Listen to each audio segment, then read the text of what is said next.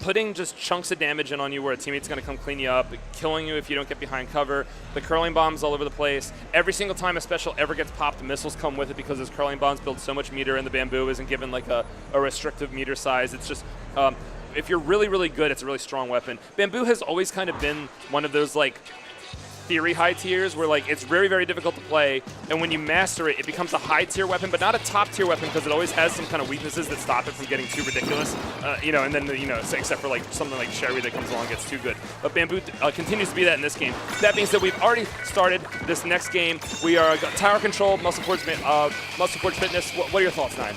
So once you get it, this one snowballs so quickly. We saw actually yesterday in I believe it was STDX versus Divinity, actually, where once it seemed like it took them forever to get it past that first checkpoint. But once they did, they just kept riding it, because it really does get in a position that's kind of difficult to attack from, especially once you get it past that raised snipe area over there.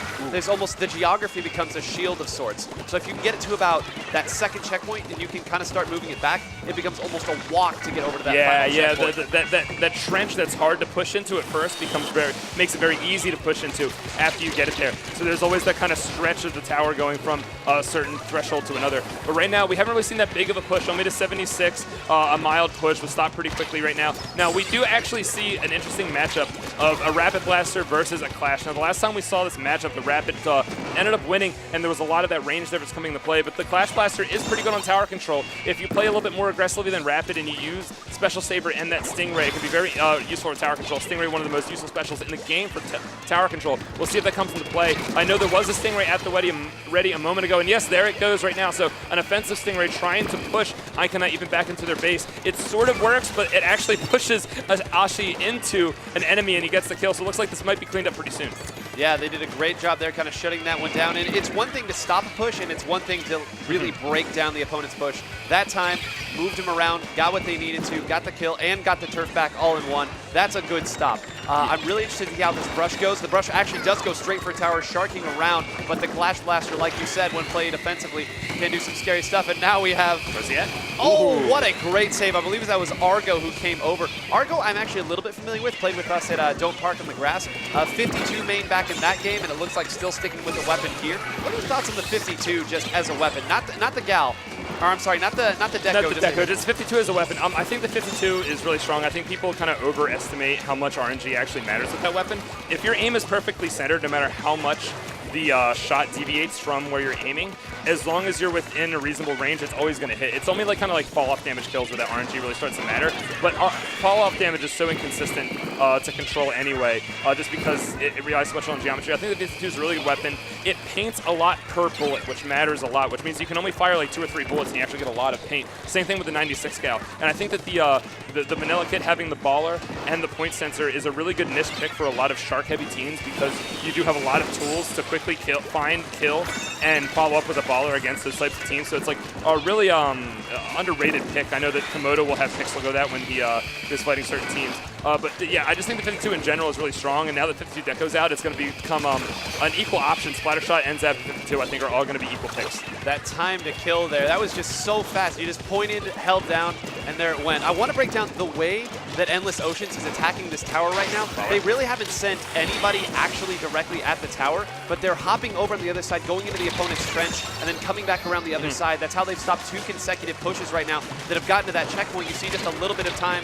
off that checkpoint. Of course, they're going to have to go through it again. But now actually it's Ko who gets flanked and moved around there. But the auto bomb actually doing just enough to get a kill there. Going to help stop that push. Mamba here on the Clash Blaster going to get stuck out in the middle and going to have to retreat. Going to probably opt to use the Stingray sometime fairly soon, waiting until the rest of the team gets there. There it is. There it goes. Let's see where Asahi tries to go. Meep actually on that charter is going to get picked out, and now Asahi has to be very, very careful. There's a 2v1 in the center, and the brush is going to do what it does and just eat him up.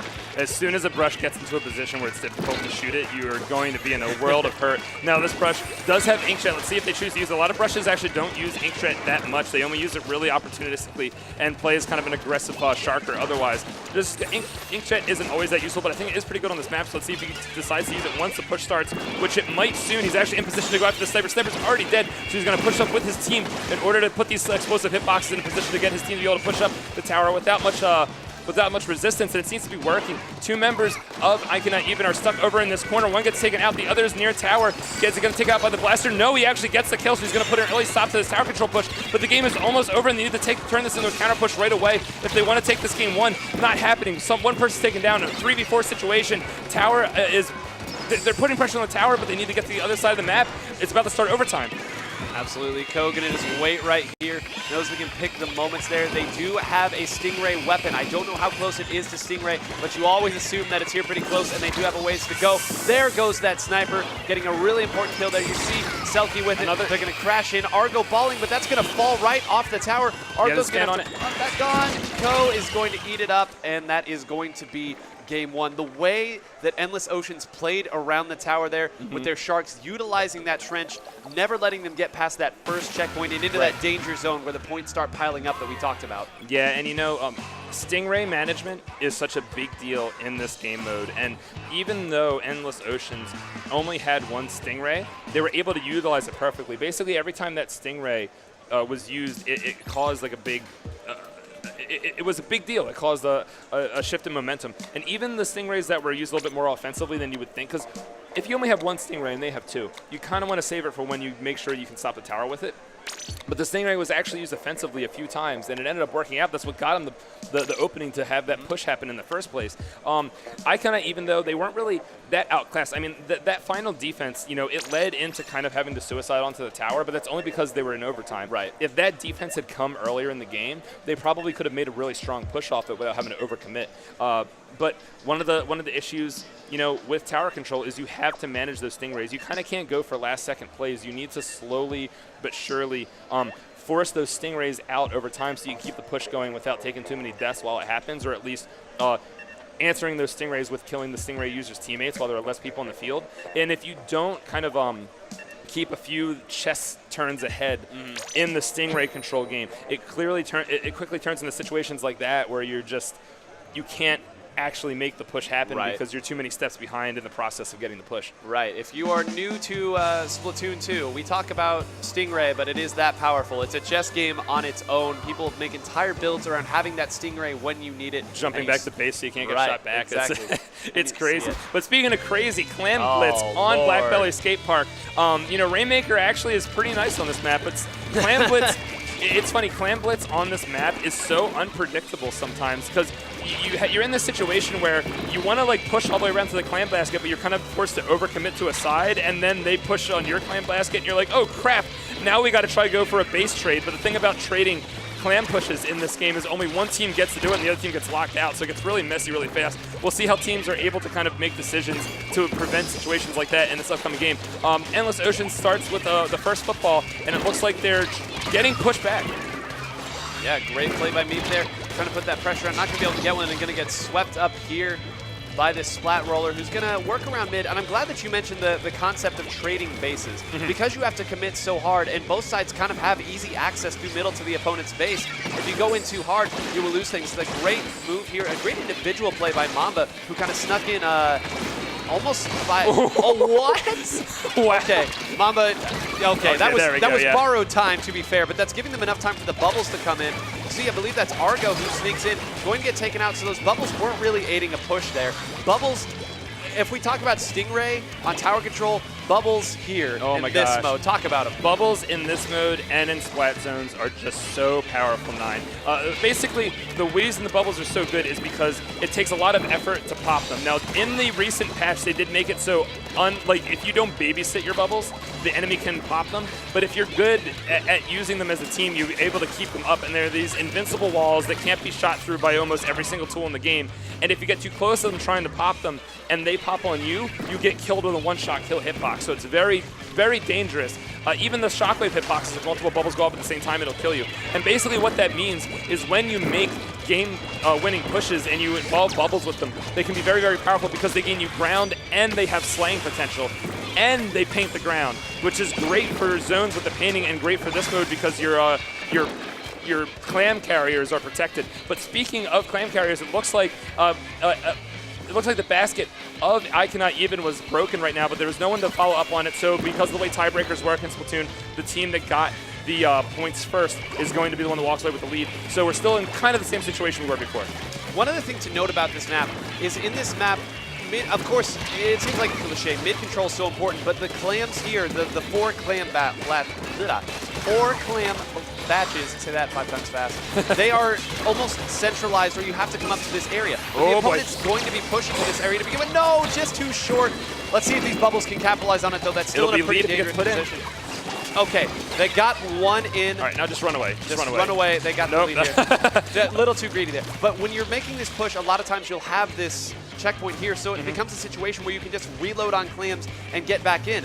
But that means that if you're trying to come back from when your base has been taken, it becomes that much more difficult to get the clams. You almost have to go to middle and then spread out and then come from behind into your own half pipe, which, I mean, is a terrifying prospect, but it is very often because if you get caught off guard in your own half pipe, they basically get points for free. Right. So it's very scary. Asashi is going to pick up a football right now, going to take it to the left side of the map. A lot of teams do prefer to push on the left side of the map as a first option. And Meep gets a kill over here, gets taken out immediately by a revenge kill from the Octobrush. 3v3 situation. Ikannot even has a lot of clams right now, and Endless Ocean is having difficulty answering. They don't have map control. They don't have enough clams to be threatening. And of course, clams also give you meters, so they're running low on resources compared to the enemy team. But this double kill might be a big deal. Bubbles almost actually get wasted here. Not going to get any kills. These clams are going to despawn. A trade happens, but at what cost to Ikannot even? Endless Oceans has 3 people alive right now, and it looks like they turned that around, and they might be able to turn this into a push. We talked about how scary it is to have to put all your resources on that left side. We had just finished talking about coming back around the backside and flanking your own half pipe, and that's what they did, and look what it got them. That was an effective triple. I mean, I know the trade happened as a buff suction bomb going to finish that one, but that's what it took, and all the resources they put over there, you saw the bubbles that were coming out. Now let's see what Argo's able to do. At 9 clams, he needs to get another clam here. A good pickoff there. There are some clams here, so close to those bubbles. Another couple shots. Oh, that's a huge kill. That's bad. They really should have built that football before that happened, because if you die with more than 4 clams, only 4 drops. So now that progress towards building a power clam has been slowed down by just that much. And then the roller comes and kills this other person that had 6 clams. So this is looking pretty dangerous. 10 clams in possession of Endless Oceans right now. They're in the enemy base. This can definitely happen. The curling bomb. Oh, but another bomb came back around. Argo goes down. There's still 2. They have enough clams here to make it, but I don't know if they get enough. They don't. You saw Ko there at the very end trying to throw a clam up to their person at the top. There was one more clam inches away from getting that power football, but if you do not have a power football, the game ends. There is no overtime, and they had really put something there at the end. You saw a lot of ink in the opponent's base. They had a chance to move, had they gotten that power clam, to move towards that half pipe, but just too little too late. But a good response here after what was a pretty commanding game 1, I would say. Yeah. That was a good response on Clam Blitz here. I feel like the experience of Endless Oceans in that game 2 was the experience that Ikannot even had in the first game, because basically what I felt watching Endless Ocean's efforts to actually get points in on that game was really frustrating to play, where they were trying really hard. They were putting movements together, and just little things kept going wrong. These clams get dropped. This guy gets taken out. We can't quite make a power football. Oh gosh, there's someone in our base that just broke our baskets. Now we have to stop the push all of a sudden. Whereas in the first game, Ikannot even's like, okay, we're on the tower, but now a Stingray goes off. Oh, we're about to start pushing up, and then like a double kill randomly happens from a flank. And it was like, no matter what you do, you can't quite claw your way towards being in a position where you're winning. And it's been back and forth. So after what was really a convincing game 1 from Endless Oceans, we see Ikannot even firing back pretty effectively. They really made Endless Oceans just play a frustrating, impossible feeling game. Now, one thing that we have seen in this tournament so far, Clam Blitz is a very recent game type. It's been released recently, and a lot of teams that you would expect one team to do better than the other. When it comes to Clam Blitz, it's almost like there's a clean slate where everybody's learning at the same rate. And because of that, sometimes the prior experience that makes some teams perform better than others doesn't really come into play there. So every time you have one of these sets where a team, the expected team to win gets a win on a standard game mode, and then Clam Blitz comes up and then the other team wins, you think, well, is this some back and forth, or is this like Clam Blitz? Just so new. Lack of knowledge. The experience that you have doesn't really come into play there. And they did, you saw Endless Oceans, they knew where to attack there. Right. So even though it is Clan Blitz, even though it's still new, I think the teams that are more experienced and have been playing with each other for a while, like Endless Oceans have, we actually have a few tournament results for them on file here. They're starting to get things figured out. And there towards the end, you saw, but like you said, just a little stumble here, a trip up there. That, you know, what is it, like snowballs become boulders, something like that? I probably made that up. Something about snowmen, I don't know. But this third game should be a pretty good indicator of who we can expect to win the set. Honestly, I think that if Ikannot even wins this next game, they're going to take the whole set. And I think vice versa for Endless Oceans. So this should be pretty important. Rainmaker on Mako Mart. This is a map in game mode. Well, Rainmaker, you know, can be Rainmaker, but I think this is generally a stable map, even with the wipe sometimes, because you have to push the Rainmaker into a spot where the enemy can defend from. We'll see how this ends up working out. We have Bubbles on one team and an E-Leader, a vanilla E-Leader on the other team. Very interesting. Already making its presence felt, and we do see the Bamboo out as well. Catatonics here, we talked about it a little bit earlier. Now you'll get to see what it can do. One other thing that I have to say about what Catatonics was doing. So the brush, right? You would like to play it like a roller, and you would like to kind of get up and shark around in here. Be great if it had a curling bomb. Catatonics will cook the curling bombs and use it off of what Ko does, and it almost becomes this pseudo curling bomb that the brush has. And they did it, I mean, we just played them. They did such a great job of doing that and getting Ko in positions that you think, oh, that can't happen. Like, oh, it's a curling bomb, but it's not a sploosh, it's not a roller. Oh, but there was a brush inside of it the whole time. And it's already inching this one down to 47. Not a terribly dangerous push, but Selkie did get there, and there's a jump coming as well, and that's the end zap. So there's still going to be some pressure waiting around here. Nobody coming, but the Bubbles are going to force them back and take out 3 of them. So, all right, that's a good defense. I see you. I see you. Yeah, their shockwave damage is built up, man. It's so deceptive how long that range is when all the bubbles pop at the same time. And I'm very, I'm curious about how this Bamboozler plus E-Leader comp is doing this much work. It's very interesting. You know, you would expect a Bamboozler and an E-Leader to like have like a lot of lack of control, but as I say that, Endless Oceans, I'm sorry, Endless Oceans, I'm sorry, does take the, no, Ikannot even, the HUD is messed up. Yes, Ikannot even does take the lead. So now we're in a position where the double long-range weapon comp is forced to make more aggressive plays, and that's why these kinds of comps tend to not do well. So let's see how this ends up turning out. You saw what they did earlier where they got the big push. Catatonics was the one who made that push. They sent in an armored brush like we're seeing right now. But yeah, now playing offense with this comp will not be easy. Ko's going to have to come up big here. They're going to need a lot of ink armors. Selkie's in a pretty good position here. If Catatonics can get this pick, you see just firing away. The Inkjet is out now. Is the exhaust going to get it? No, but they were able to get one here. We'll see if the defense. Ko sneaks back behind them, but Meep is going to take him out. Ko needed to get that kill if this push was going to continue. I think now they're going to paint up mid. Meep's going to kind of hang here around, not give up his position just too quick. Going to run back around. Almost grabs the Rainmaker by accident, but now it's like they're still on offense and they're still winning, but this is a scary position to be because now the defensive capabilities in the range, they have to do something to move this out, but it's not easy. Look at all these lasers that are coming in. Well, you know, they are in the position, though, that, you know, they have the lead, so they don't need to push that hard. I mean, a slow push is fine. But speaking of that slow push, or what you were talking about, they are starting to get taken out. The brush, I'm sorry, the Tri-Slasher actually seems to kind of save the day there by getting that revenge kill. If he had been killed, that would have been a 3-down situation, and 41 is not the biggest score to try to overcome. Now, we do see Ikannot even getting the Rainmaker once again, putting pressure up on this right side of your screen right now. This Tri-Slasher is getting a little bit antsy. Let's see if he's punished for this. He is. Rainmaker, though, is going to try to punish the SF does, so there's a lot of trades going on right now. E-Leader has Inkstorm. That might come into effect pretty soon, but this is kind of a bloodbath in the center of the map, and neither team is getting a footing, but that is good for Ikannot even because they're the ones that'll win if no points are carried. One thing that is scary right now, they have the Rainmaker, so you know that a lot of meter is being built up here for Endless Oceans. And I'm glad that you're mentioning it because, look, we talked about the Rainstorm helping stop that. It did. Now the brush is in, the ink armor's in, this Inkjet is in. The Pro is... Wow, that may be one of the most important kills right there. That might have been game, honestly. That might have been. If that had gotten in, Argo hadn't quite gotten back to the bottom yet, and the push was still coming, and that was right around that 40-point mark that we've been talking about. Now the bubbles are coming back the other way. The meter has changed. 2 more going down, and those are both of the frontliners, too. We'll see this E-Leader might be able to get a pick here at Catatonics, but they're pushed back. They're going to continue moving in. A huge kill there onto Mamba. This jump is going to come in all the way back here on this left side. Asahi's going to have to run back here to get away from those darn missiles that we've been talking about. This really has been a back-and-forth game, but some major kills. Like, this is a lead, but this is like the thinnest of razor's edge leads. So many plays had to be made and have been played by both teams. Yeah, and Ikannot even is doing the right thing, because when you have the lead in Rainmaker, you keep the lead by pushing and without really overcommitting. But, oh, wow. All right, 10 seconds left.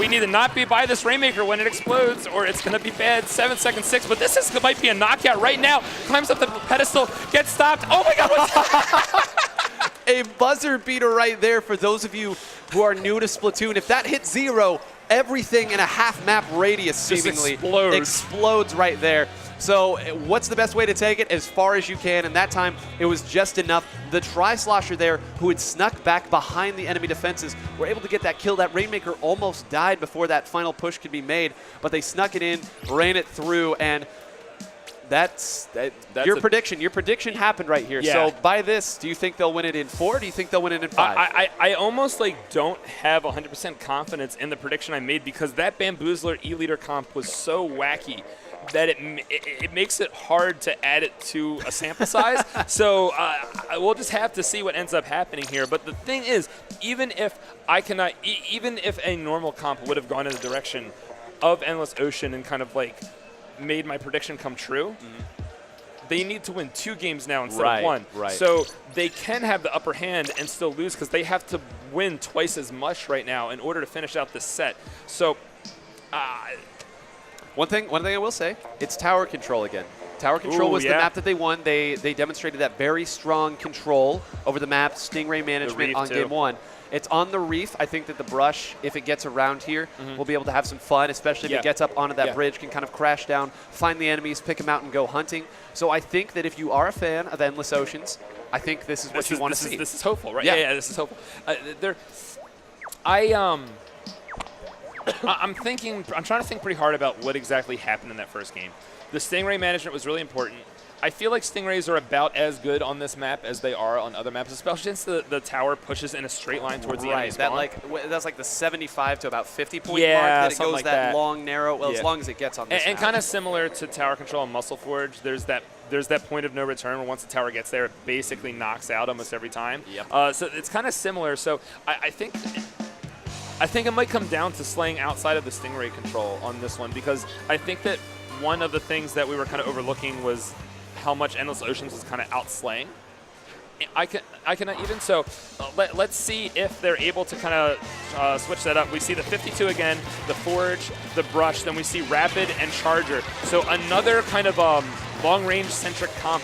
As far as Splatoon 2 comps go, a long-range centric comp for Endless Ocean. Let's see if that works out for them right now as we get started into this game 4.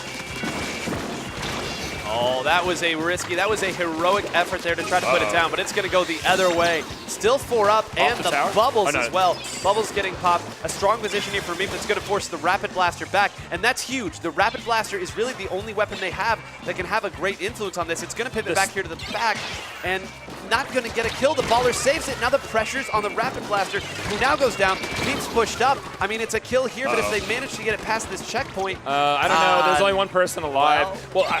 I think that this will end here, and even So another thing, in addition to that Rapid Blaster going down there, the first person that died in that engagement was the person with Stingray on Endless Ocean. Seems that is not something that was happening in the Muscle Forge game. So this either a change of momentum, an adjustment from Ikannot even, but this is looking scary for Endless Oceans. Now, luckily, the tower did get to a point.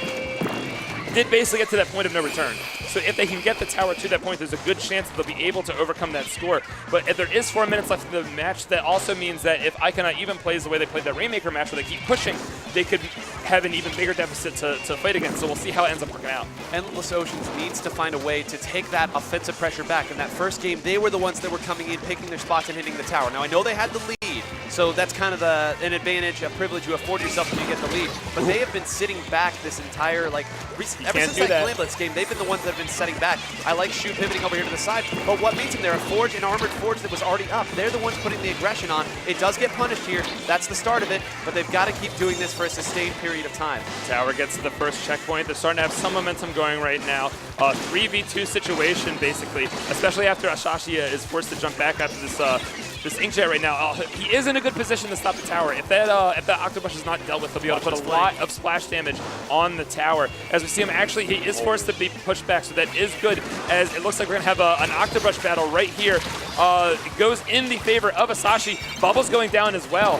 The tower is, it looks like it's under the control of Ikannot even, so a little bit painful of a failure of a push for Endless Oceans, but it's not over yet. About half the match is left to go. As we see, Ikannot even is taking the map, very green map.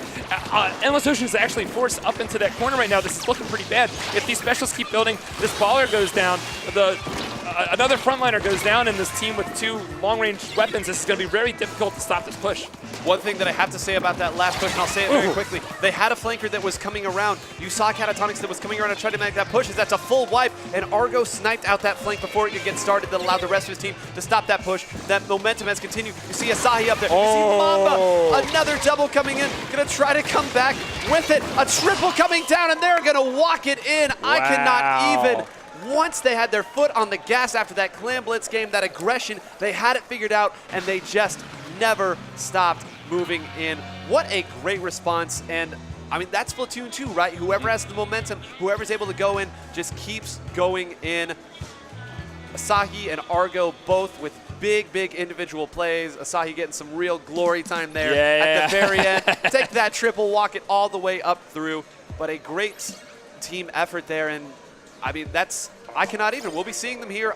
They're going to be on stream again. They did it. They made it into our grand final. This is important business because now they're going to be able to play the best of 7 grand final coming up right now. I don't know exactly what the other side of the bracket was looking. Well, not brackets, it's Swiss, but you know what I'm saying. It was Empty Vanity versus Quasar's Not Dead. Okay. Quasar's Not Dead was sitting at 2-0. So if they did win that, we're going to get to see Slimy again. Hooray. And if not, we're going to get to see a team that we haven't seen yet. So I'm really interested in knowing who is doing well in that set.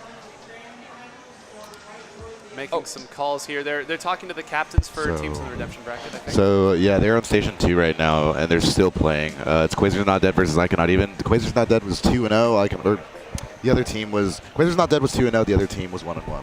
Gotcha. So that match is actually happening off stream at Station 2 right now. I think that we are going to go into a quick break. I think that set actually might be almost over. It might actually be going to a Game 5 here at Genesis 5. If Quasar's Not Dead loses, there are, I believe, 3 teams at 2-1. So then the TOs will have a little work to do. You know, if we're lucky, there could have to be a tiebreaker played. And then we would not be lucky if that happened. We would not be lucky if that happened, says Eirik, but he's the one who wants the tournament to get done, and we're the ones that want to cast more matches. So I say it's a win. But we're going to go on a quick break. I'm going to go over there and check that out and tell you guys how hype it ended up being. Don't go anywhere. I think it's almost over. We're going to be right back with the really awesome grand finals.